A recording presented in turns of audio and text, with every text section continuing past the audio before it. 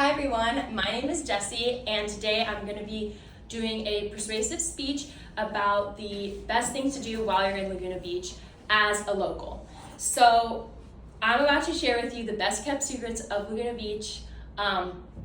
Locals from Laguna are known to not like sharing their favorite things and favorite things to do, so this is going to be very beneficial for you all. There have been a lot of tensions between locals and tourists for as long as I can remember, so yeah.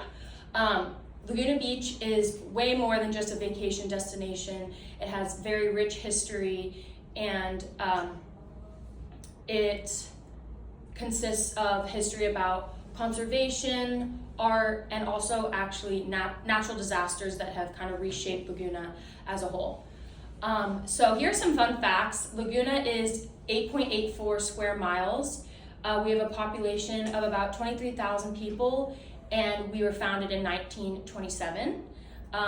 We have more than 30 beaches and coves, and we get over 6 million visitors a year, which is a lot. So you can see why there's a lot of tension between locals and tourists. So the first thing I want to talk about, which is something that you should definitely visit if you're coming to Laguna, are the beaches. They represent the geographic beauty of Laguna. In my opinion, the three best beaches are Victoria, West Street, and Three Arch Bay.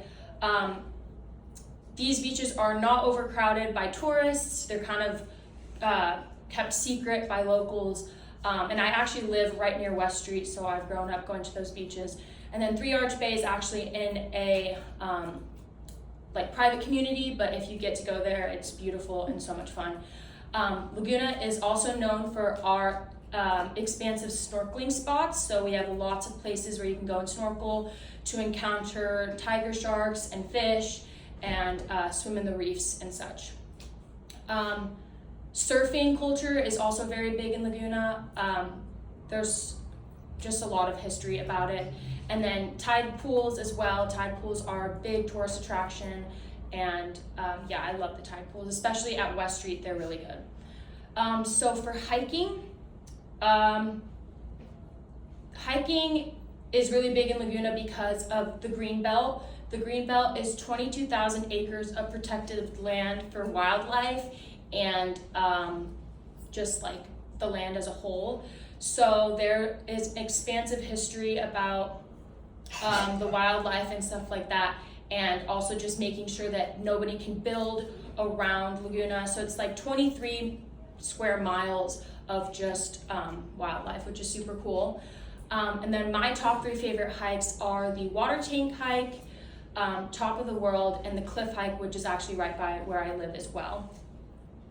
So the next thing I want to talk about are the restaurants and food. We have a very wide variety of food, just from a bunch of people coming in from all over and, you know, kind of settling down in Laguna.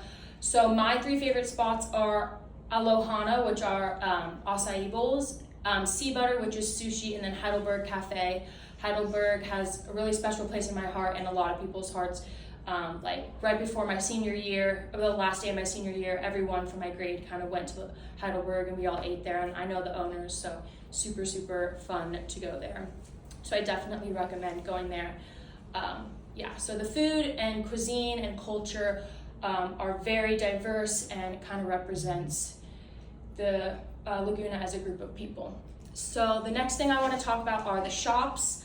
The shops in Laguna, anytime you walk in, usually they're boutiques or like surf shops, and there's just real sense of community, lots of hospitality, yeah, and a lot of like high schoolers will be working there, so it's super fun to just see kind of who's working that day or whatever, and everyone's super nice.